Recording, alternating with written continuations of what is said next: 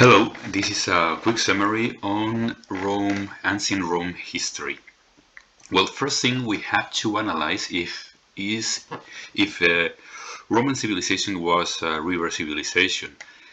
River civilizations are the ones we learned at the end of last year, like for example the Indian civilization, the Chinese civilization, Egyptian civilization. They were born next to the rivers, like for example the Chinese civilization was born by the Yangtze River, or the Egyptian civilization was born by the Nile River. But if we take a look to the map of Italy, or the Italian peninsula map, we can see that there are no big rivers. There is this river here, the Po River, but it's not a big river. I mean, if you compare it with the Nile River or the Yangtze River. So it is not, or it was not a river civilization. So their wealth, their money, it came from business, came from trading. Just like Greece, the business, they were very good merchants, and they trade all through the Mediterranean and even with some other people in the Atlantic Ocean. So this is the Mediterranean Sea, and as you can see, this brown area, deep orange brown area, was the Roman Empire. And as you can see, they controlled all the surroundings of the Mediterranean, all the surroundings of the Mediterranean. So the Mediterranean was like a Roman lake somehow, like a Roman lake. That's why they used to call it Mare Nostrum, our sea. And they traded with all kind of things. Okay, they practiced agriculture, so that's why they had oil and wheat and wine. They practiced also mining. That's why they have coal and stein and iron and silver and gold. And also they had factories. They had factories, for example, fabrics or silk or wool. So with all of these products, they used to trade, and that's why they became rich.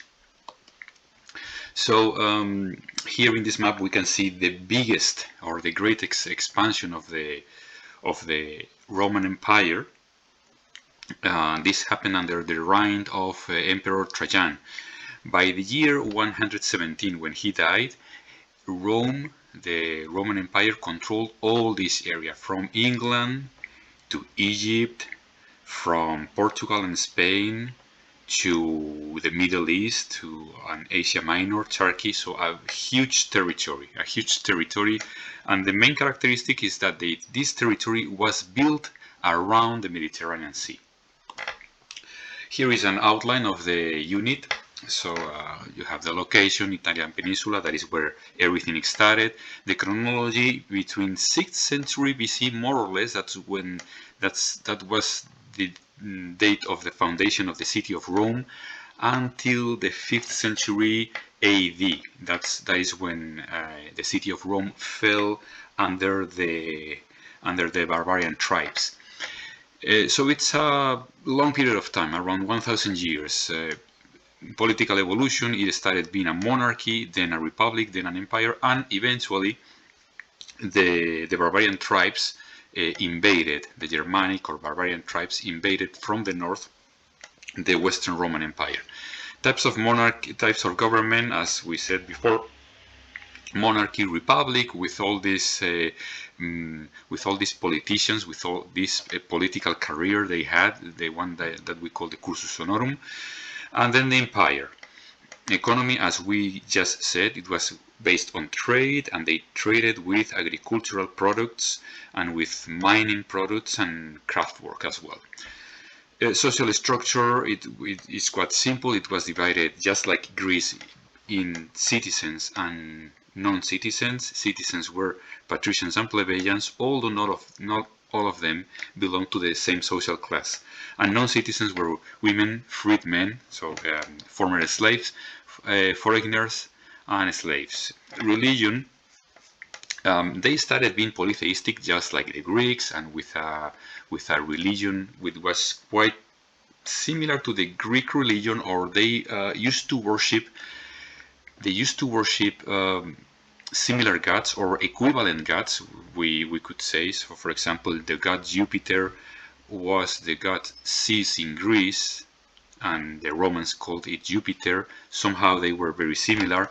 The god Minerva was equivalent to the god to the goddess Athena in Greece. So Minerva and Athena are kind of the same goddess, goddess of wisdom and justice and war. The god Mars in Rome was equivalent to the god Ares in in Greece, and so forth. And then by the 4th century, we have the rising of Christianity until it became, by the end of the 4th century, the official religion with the Edict of Thessalonica, wrote by the Emperor Theodosius, or proclaimed by the Emperor Theodosius. And then law and culture, that is also important. The Latin language, from which some other languages came, like for example Spanish and Portuguese, French, Romanian, Italian. And regarding the law, it is important to know that there were these 12 tables of Roman law. That was the very first attempt to create some equality for everybody under the same law. Alright, so let's start from the legendary tale of its origin. According to a legend, there were two twin brothers, twin babies, that were abandoned when they were born, and she-wolf found the babies, and the wolf fed the babies, and eventually they grew up. These babies were Romulus and Remo, and they decided to found a city. Romulus and Remo had a fight. They had this discussion because they didn't agree on where to found the city, and eventually Romulus killed his brother, and he was the first king of Rome. Romulus was the first king of Rome. Although this is a legend and this is not true, obviously, and in reality there were many different people living in the Italian peninsula. Here you have some of the people: the Trurians, the Romans, the Cumas, the Neapolis, many different people. And in Rome, eventually, several tribes got together and they started the city. Well, at the beginning, by the 6th century, Rome was a monarchy. Here is the first king, Lucius Tarquinius. But during this monarchy, Rome was basically the city and some towns around. So it was not a big country. It was mostly has a very small one, but it was a monarchy. So they had this monarch, Lucius Tarquinius, and by the end of the century, by the end of the 6th century before Christ, there was this other king, Lucius Tarquinius Superbus, who was the last king of Rome. Why was he the last king of Rome? Well, for a starter, they were acting like dictators, and so people were mad at them because they accumulated too much power. And there was this sad event that happened with the son of the king. This is Sextus Tarquinius, the son of the Queen Tarquinius Superbus, and he raped this woman here. This woman was Lucretia, and she was a patrician woman. She belonged to a rich family. So Sextus Tarquinius raped Lucretia, and after that Lucretia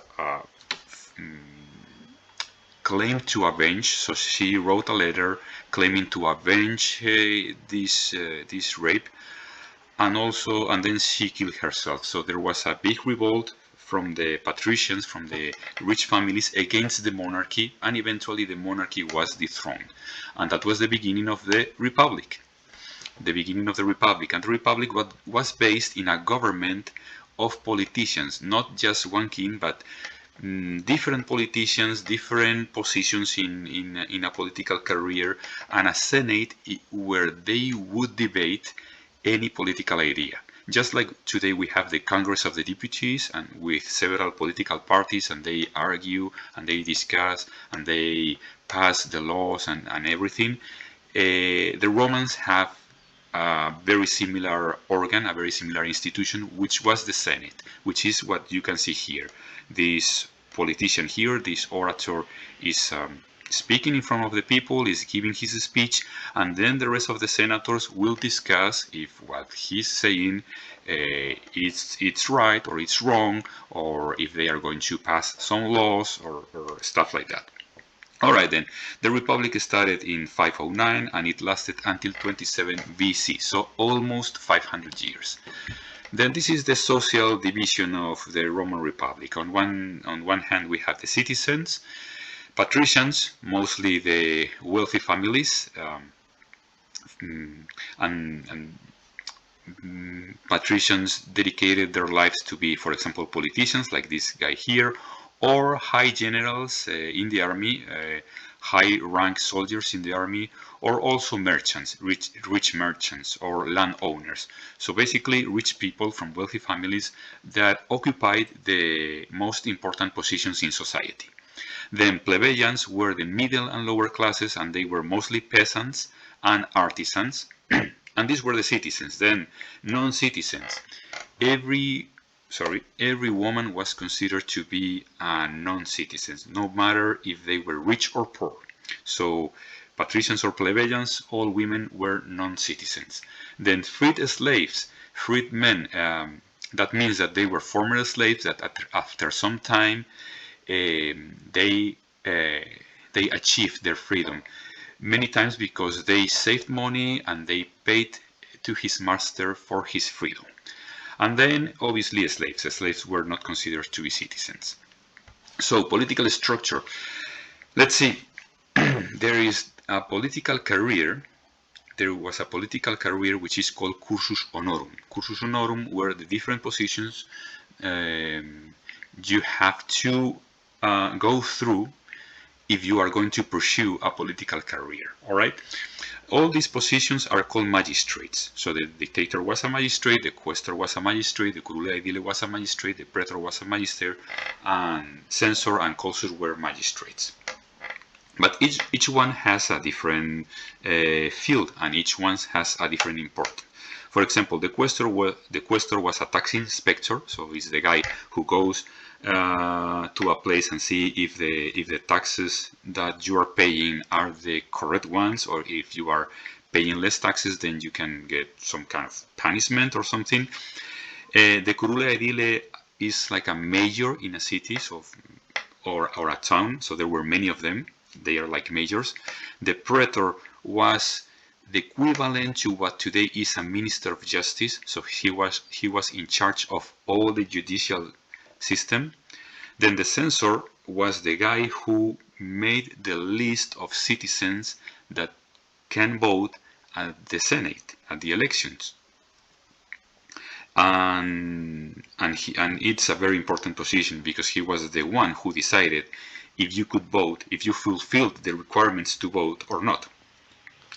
Then the censor also was in charge of the moral values. That's why today we talk about censorship.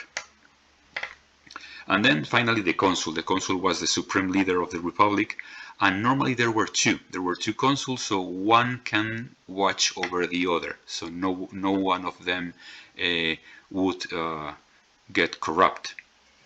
Although at the end some of them were corrupt.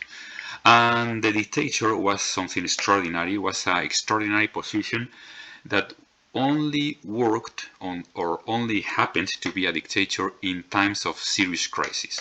So if there was a very long war or a very grave financial crisis, then there might be they could appoint a dictator, but it was not normal. It was extraordinary. So this is somehow an illustration on how this cursus honorum work. And then what happened? What happened with the plebeians and the patricians? This is a patrician here, and these are the plebeians. Well, the plebeians were tired and exhausted of having no political rights and having to do all the work. So they decided to leave the city of Rome. In a sort of general strike, they left the city and they went to a nearby mount and see what happened with the patricians when they found out that nobody was going to do the hard work. So they said, if we don't get political rights, we will leave the city, and they did. And the patricians eventually they had to give up, and they gave the plebeians a political position. This political position was what we call the tribune of the plebs, and the tribune of the plebs was the representative of the plebeians, the representative of the plebeians people. So all the plebeians could go and vote and elect a representative. And this representative was called the tribune of the plebs. Now, how were they elected? They were elected in different assemblies. Just like today we have an assembly, which is the Congress of the Deputies, and in the Comunidad de Madrid we have the Asamblea de Madrid, and then in Alcalá we have the City Hall. These are different assemblies that we have today. Then back then in Rome they also had assemblies. So for example, there was an assembly. The most important one was the Senate, supreme organ of power, and it was only formed by patricians, at least at the beginning of the Republic. Okay. Then there was another one called Comitia Centuriata, formed by senior military officers, and they elected the consuls, the praetors, and the censors. So that one was also a very important one. Keep in mind that only patricians could be senior military officers. That means high rank soldiers, like generals and stuff like that. Then the Concilia Plebis was the assembly for the plebeians. The plebeians used to meet in the Concilia Plebis, and then they elected the tribune of the plebs. And finally, the Comitia Tributa. There were many different tribes that formed the city of Rome, and they got together, and that way they could elect the curule aediles, for example, the mayors of every city. And then also they elected the quaestors. The quaestors, remember, they were the tax inspectors. Good. And then, as I told you before, the 12 tables of law, that was the really first serious attempt to create some equality for everybody under the same law. Okay, which is basically what we have today. Today we have the Constitution, and everybody has to comply with the rules of the Constitution. No matter if you are rich or poor, you have to comply with the same laws. Well, in Rome they have these 12 tables, as they call it, through which everybody had to comply with the rules of society.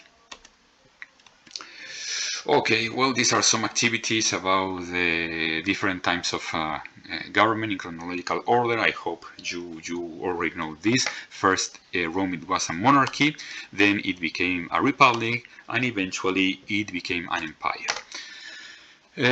This is the painting that we have seen before about the rape of Lucretia. So it is important. This event it's important because it marks the end of the monarchy and the beginning of republic. Okay, and that happened in 509 BC. Who are plebeians and who are patricians? Well, obviously these ones that are wearing luxury clothes, they are patricians, and these ones that look like regular workers, they are plebeians. And if you want to match which arrows in this activity, well, you know that the consul is the supreme governor, the censor is in charge of the census, the praetor, remember, is in charge of the judicial system, like a minister of justice, the curule aedile are like mayors, the quaestor is like a tax inspector, and the tribune of the plebs is the representative of the middle and lower class, in other words, the representative of the plebeians. This is basically the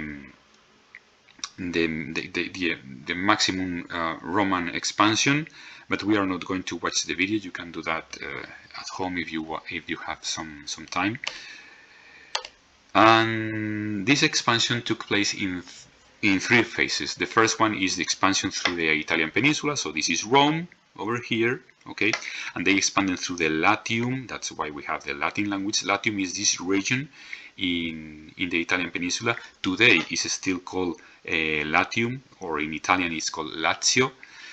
And it's the area where Rome is. And then they expanded their territory to the rest of the regions on the Italian peninsula. They were conquering the different tribes, like the Etruscans, the Umbrians, the Samnites, all of them, until they conquered the whole Italian peninsula. Then they started going farther, and there was this important war, the most important war during the Republic, or one of the most important wars, were the Punic Wars. The Punic Wars confronted Rome and Carthage. This is Rome here, the city of Rome, although they control all this territory. And this is the city of Carthage. And they went to war. Let's see, we have a better map over here. This is one of the battles. The Carthaginians, they had elephants as war machines. And in this map you can see it pretty well. The red and pink areas are the areas controlled by Rome and allies of Rome. And the blue areas, deep blue and light blue areas, is Carthage and the allies and its allies. So they wanted to control the Western Mediterranean. Why? In order to control the trade. If you could control all this area, you can control all the trade in the Mediterranean. And remember that they didn't have trains or airplanes, so they used basically boats. So it was capital if you wanted to create a big empire, if you wanted to have a rich republic, to control the sea. So Rome versus Carthage. The wars took place in the 3rd century, and eventually Rome won the war. And not only that, by the year 150 before Christ, so in the 2nd century, Cato the Elder, one of the senators, used to claim Carthago delenda est, Carthago must be destroyed. So eventually in the year 146, the Romans went to Carthage again and destroyed completely the city. Some people say that this was the third Punic War.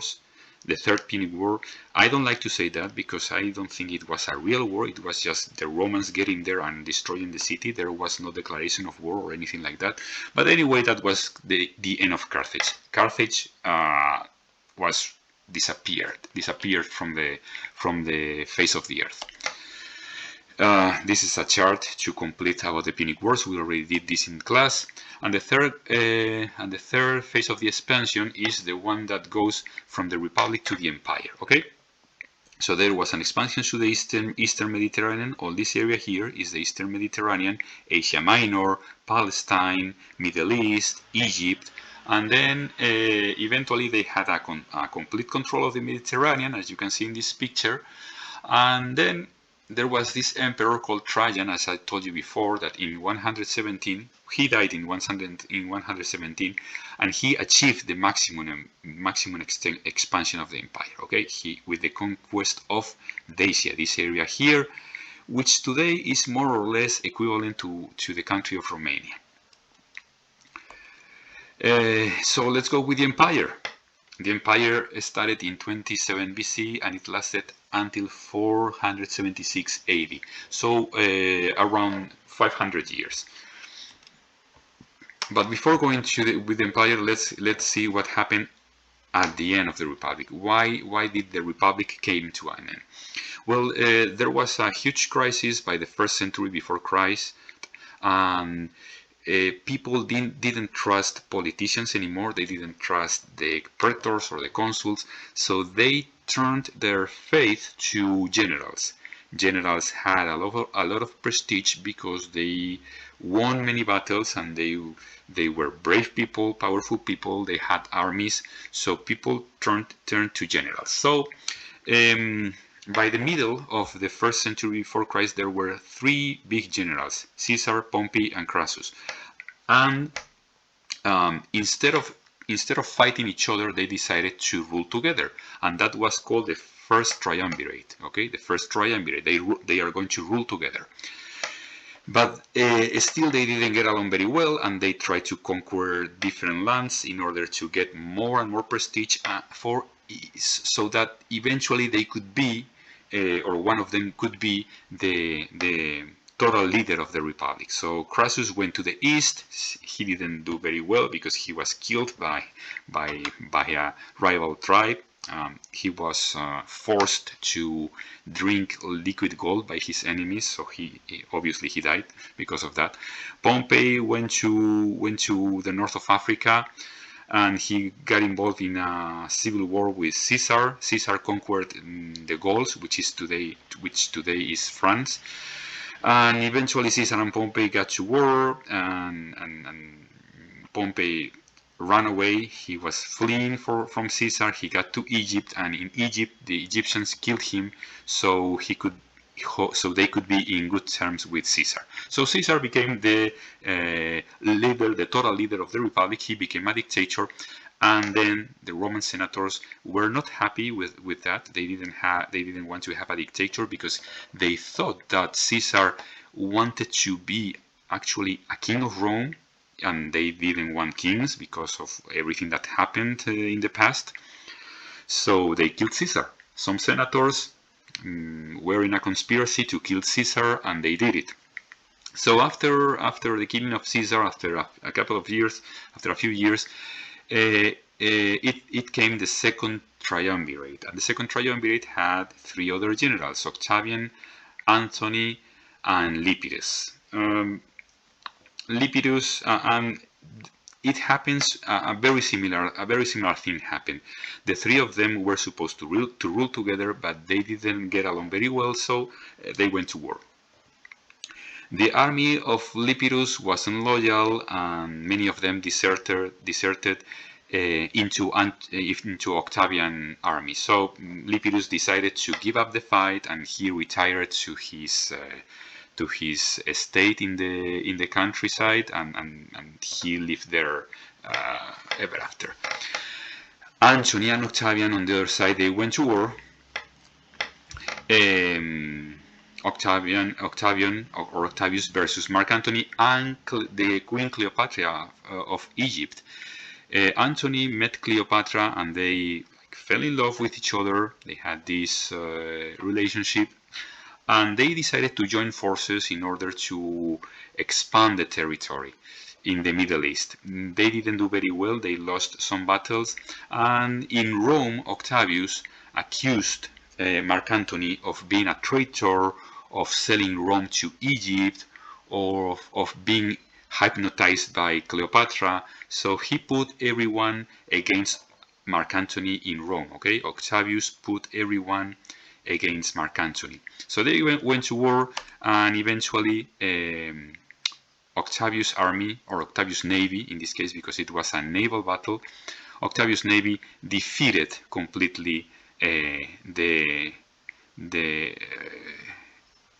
Mark Antony's and Cleopatra's navy at the Battle of Actium in 31 BC. In 31 BC was the Battle of Actium over here between Italy and Greece, and Octavius won the battle, and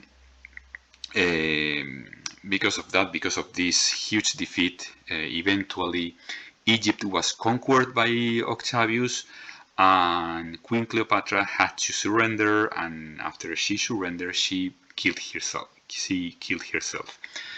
Before that, Mark Antony, being defeated and abandoned by his troops and everything, he decided also to kill himself. So there was no more Antony or Cleopatra. It was only Octavius. So Octavius was the only leader, just like Caesar was, but he was even smarter than him, and he became an emperor. By the year 27 BC, he appointed himself as Emperor of Rome.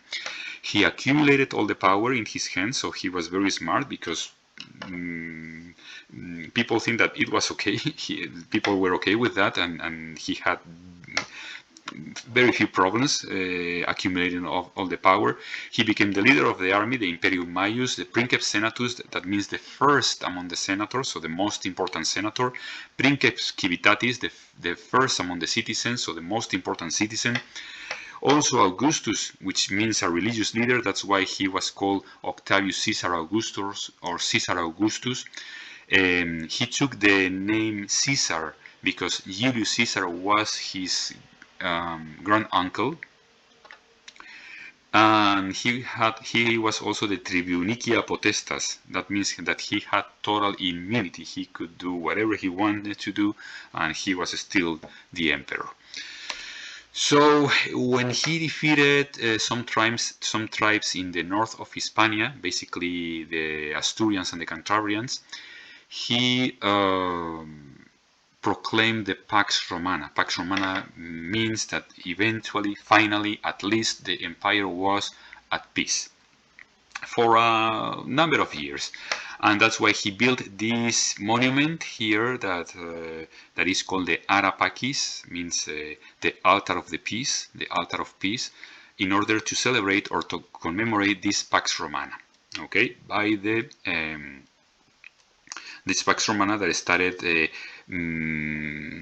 by the end of the first year of the first century before Christ and the beginning of the first century AD. Okay, so with Octavius we also have this transition between BC and AD, before Christ and after Christ, or Anno Domini. Then Octavius, Augustus, and his and the following emperors, they started the process of Romanization. What can you do in order to homogenize, or to make all the people the same, all people Roman? Well, you can use the same language all through the empire, Latin language. You can use the same currency. You can have the same economical system, the same political system as well. You can use the same laws, the Roman law. Also, you can impose the same religion, to worship the same gods, and at the end of the Western Roman Empire, the same religion that was Christianity. So all these things, if you can impose all these things over all the people in your empire, then they are going to become kind of the same thing, kind of the same Roman people. That is because the process of Romanization. Even the people from the edge of the empire, the people from Syria and the people from Asia Minor, they consider themselves to be Romans. Okay, now what happened during the 3rd century AD? During the 3rd century AD, there was a huge crisis. The main motives of this crisis are the civil wars, so confrontations and wars inside Rome, inside the Roman Empire, and outside problems, outside invasions from the barbarians. So the crisis was within and without the Roman Empire. Civil wars in the inside, barbarian invasions in the outside. This is a list of all the emperors that were in the 3rd century. There were many different emperors. Some of them lasted just a couple of years or even some months. So that can give you an idea of how big was the crisis. If they are changing their ruler all the time, if we were changing our rulers all the time, that means that nobody is doing the work properly, and that means crisis.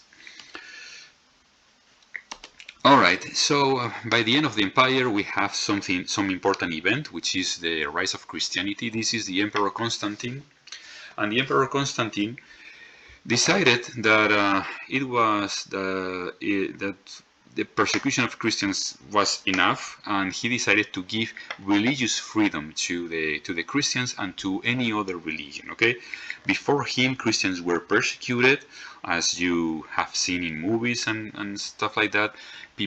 Christians were persecuted because they didn't want to worship the emperor. Because Christians, as you probably know, they say there is only one God. And if there is only one God, you are not going to worship the Roman Emperor, because he is not a God. So that's why they were persecuted. But with Constantine, by the year 313 AD, he proclaimed the Edict of Milan, in which he gave religious freedom to the Christian. This is an excerpt of the Edict of Milan, in which you can see how he reflects about giving religious freedom to everyone in the Roman Empire. Before the Edict of Milan, the Christians had to meet together in the catacombs, which were caves underground, where they met together. They celebrated the mass, or other rituals, and these were their places to be, because Christianity was illegal. That's why they have to hide in these caves, the catacombs. If you ever go to Rome, you can visit some catacombs over there, but there are catacombs in many other places that used to be part of the Roman Empire. Alright, then there was another guy, another emperor, later on in the 4th century AD, which was Theodosius. And Theodosius went one step beyond. Instead of having religious freedom, he proclaimed that Christianity was going to be the official religion of the Roman Empire. That means that no other religion is going to be supported by the state. And even more, some other religions are going to be persecuted. So Christians came from being persecuted to be the persecutors in around 70 years. So Christianity now is basically the official religion, and is going to be supported by the state, and is going to be really, really important in the future development of Europe and all the countries of Europe. This was proclaimed in the Edict of Thessalonica. Thessalonica is a Greek city, in the year of 380 AD. Well, and Theodosius did something else. By the end of his life, when he was in the last year of his life, 395 AD, he decided to divide the Roman Empire into two parts, because he thought that it was too big for one single emperor to rule. And that's why he divided the Roman Empire into Western Roman Empire, the Roman Empire of the West, under the rule of his son Honorius. This is Honorius. And the Eastern Roman Empire, the Roman Empire of the East, and under the rule of his other son, Arcadius. The Western Roman Empire had its capital in Rome, and the Eastern Roman Empire had its capital in Constantinople, which was obviously named after the Emperor Constantine. Now, by the very end, we have some barbarian invasions. The first barbarian invasions started around the 2nd century after Christ, Anno Domini AD, but the most important ones started in the 3rd century, 4th century, 5th century. Those were the hardest one. So all these colored arrows are different tribes, as you can see here, different barbarian tribes or Germanic tribes. We use both names, Germanic, barbarian tribes. They came from abroad, mostly from the north of Europe, and they invaded all of these territories. The Western Roman Empire couldn't stand these invasions, and it fell apart in 476 AD. The Eastern Roman Empire, they had some invasions, as you can see in this map, but they resisted. They resisted pretty well. They were very well organized, they were rich, and they had a powerful army, and the political organization was very, very stable, and they resisted the invasions, and they stood there for another 1,000 years. So, as I said before, in 476 AD, King Odoacer, he was one of these barbarian kings from his tribe was called the Heruli tribe.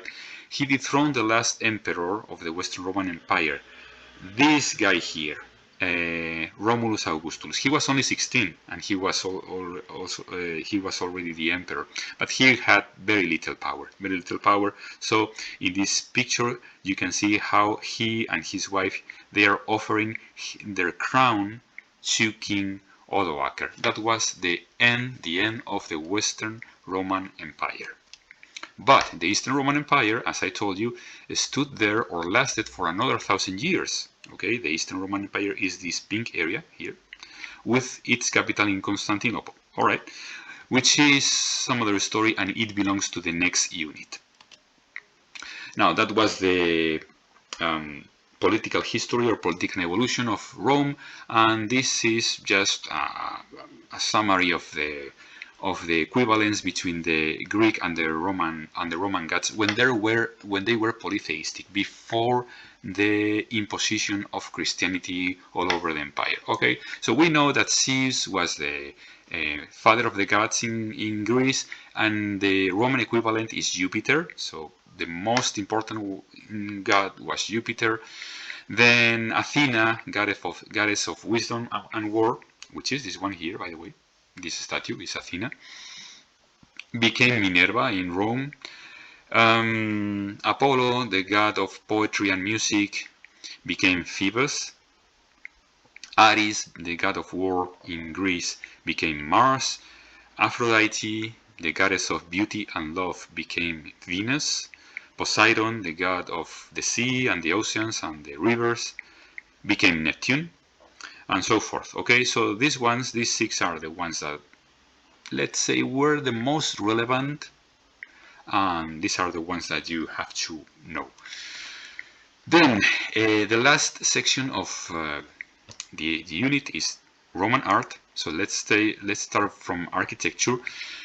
If you see this temple, well, basically is very similar to a Greek temple, but it is not. It's Roman.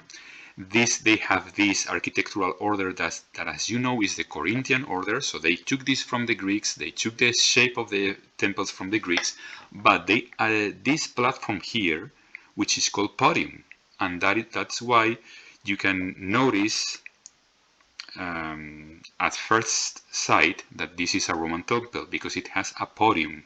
It has a podium. If you remember the Greek temples, they have like 3 steps, but not a podium. Not a podium like this one. Not a complete platform. All right. Some other things. Some other Roman innovations. They created this chapel formed by a mixture of Corinthian and Ionian elements. Okay, so this is this spiral here is an Ionian, this volute is Ionian, and then they have this kind of decoration, this kind of 3 leaves decoration, which is Corinthian, and they used to call it composite order, because it was a mixture of Ionic and Corinthian. Then the podium, as I told you before. Then the semicircular arch, that was also something very important, because we are going to see this kind of arch in every other manifestation through history. Okay, the semicircular arch is very resistant, so they are going to use the semicircular arch all the time ever since. This is, by the way, an aqueduct. It's called the Aqueduct of the Miracles. It's in Mérida in Extremadura. They also built basilicas. Basilicas were courts of justice. So there were trials here. If there were not a trial that day, then they could use the place as a market or a meeting point for political speeches or stuff like that. But a basilica was not a religious building. It was not a temple until the Christians. When the Christians spread all over the empire and the Christianity became the official religion, then many basilicas became Christian temples, and that's why today we use basilica as a synonym for a big church or cathedral. Some of them are called basilicas. All right, they also had the Roman baths, as this one you can see here is in a town of England. The town is called Bath, actually. They were called thermae, or termas in Spanish, and they were these public baths that were very, very popular for the Romans. They used to meet there and stay there for a long time. This is the floor plan for one of these thermae. The Apoditarium was the locker room, and then they have different pools with different sort of water. The Frigidarium was the cold water pool, the Tepidarium was the temperate water pool, and the Caldarium was the hot water pool. Also, they created, or they invented, this material which is called opus cementicum, very similar to what today we call concrete. They built this temple here, this pantheon here, using the opus cementicum. So this vault, by the way, a vault is this kind of round building, round ceiling. This kind of round ceiling is called vault. That was another innovation. Or this smaller one here, that is also a vault. This is also a vault. And this one is made using this material, the opus cementicum. Well, they also had columns, just like the Greeks, but the Greeks used the columns to support the temples or other buildings. But the Romans, they used columns not only to support, but also as an independent element, as a decorative element, like this one here, the column of Trajan. The column of Trajan was erected by the Emperor Trajan after his victory over the Dacians. As I told you before, the Dacians were like ancient Romanians. And in the column there is a relief telling stories about the wars with the Dacians. Now they also had triumphal arches for the same motive, in order to commemorate or to celebrate victories against enemies. This is the Arch of Constantine. This is the Arch of Titus, which was one of the most famous emperors at the beginning of the Roman Empire. This is the Septimius Severus triumphal arch. All of them are in Rome, and they have been also very influential today, because we can see in our cities very similar arches, very similar triumphal arches, like the one we have in Paris or the ones we have in Madrid or in Barcelona. They also had this building called amphitheater, like the Colosseum. The Colosseum is an amphitheater, okay? It was called the Colosseum, but not all the amphitheaters are called Colosseum, okay? These are different ones, so don't get confused. This type of building is called amphitheater. This is the one of Rome, and this one is located in Croatia, and this one is located in Nimes, France, or in Arles, France. And as you can see, it's been turned into a bull ring. They celebrate a bullfight today in here, okay, inside the old Roman amphitheater. Amphitheater because it's a double-sided or sided theater, or a double theater. So a Roman theater was like the half of this. If it was made double, then it became an amphitheater. Then sculpture.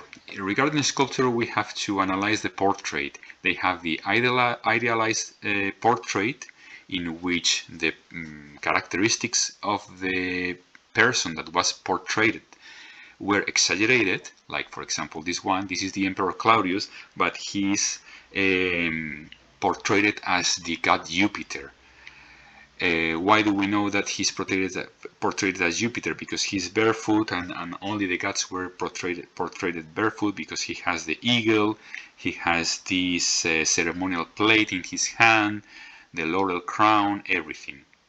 And then we have the realistic portrait. This guy is Cato the Elder, the one who said that Carthage must be destroyed, and he wanted to be portrayed just like he was in reality. So he was an old man, his face is full of lines and wrinkles, and he was half bald, so this grumpy expression. So it's a very realistic portrait. Okay, so we have these two types of portrait. Also, we have the equestrian portrait, a leader or a general or an emperor riding a horse, that became very popular, because today we also have equestrian portraits of kings and leaders in our cities. So this kind of portrait was very influential in the future. This is the one of the Emperor Marcus Aurelius. And then also they had reliefs. Relief is a sculpture which is like curved in the stone, so it looks like it's pasted in the wall, but it's actually worked on the stone. The Greeks also had reliefs, so this is not an innovation. We couldn't say that this is an innovation. This is the Arapakis, and this is a parade after the victory of Octavius in Hispania. This is also a relief of the Trajan column, the one that I told you before, the victory of Trajan over the Dacians, and here is the narration of the battles. And they also had paintings and mosaic. This is a painting in Pompeii. Pompeii is a town in Italy, in the south of Italy, near to Naples. And it was discovered in the 19th century because it was completely covered by the debris that came from the eruption of a volcano. The volcano was the Vesuvius volcano, which is near to Naples. And they found the city, and it was very, very well preserved. And they had these paintings in the wall that are called fresco. Fresco is a painting in the wall, it's a type of painting in the wall, and they already control the perspective, the dimensions, so it's pretty impressive. It's pretty impressive. All these things are painting, okay, are painted in the wall, so they were able to create the sensation of depth, 3 dimensions, the profundity on their paintings. They were very advanced for their time. And obviously we have mosaics. Mosaics, you know the technique. They put small pieces of stone, colored pieces of stones together until they make a picture. This one is called, by the way, the bikini mosaic for obvious reasons, and it represents 2 female athletes playing some kind of handball or volleyball or whatever it is. So the mosaic was also the Romans were fond of the mosaics. It was practiced a lot in many different places, palaces, particular houses, everywhere. And then we have some Roman art in Spain. This is the Roman theater in Mérida, Extremadura. This is the aqueduct in Segovia. This is the Roman bridge in Alcántara, Extremadura. And that's basically, this is the video that we saw, we watched in class, so we don't need to watch it again. And that's basically it. This is a very quick and brief summary of ancient Roman history. I hope everything is clear. If you have questions or anything, just send me an email. You know my email. And I hope this will be useful for you. That's it. See you in class.